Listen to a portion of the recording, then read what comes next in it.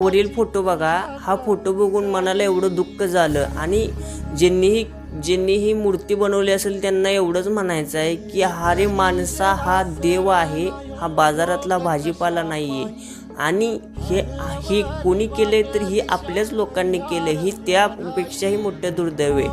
आपण आपल्या देवाचं पावित्र्य राखलं पाहिजे, आपण आपल्या देवाचे मूळ स्वरूप राखलं पाहिजे. जर आपणच हिंदू धर्माची अशी चेष्टा करायला लागलो तर बाकीच्या धर्मांकडं आपण काय अपेक्षा ठेवावी. जर तुम्ही दुसऱ्या धर्मात बघितलं, मुस्लिम किंवा ईसाई, ते त्यांच्या धर्माचे किती आदर करतात, पण आपलेच लोक काय गांडू आपल्या धर्माला नावही ठेवतात आणि असे काही कृत्यही करतात. तर ह्या गोष्टीतून एवढं सांगायचं आहे की प्रत्येकानं आपल्या धर्माचा आपण आदर केला पाहिजे. जर आपणच आपल्या धर्माची जर कलाकृती किंवा आपण जर आपल्या देवाचं जर अशी वेगळी विचलित करणारी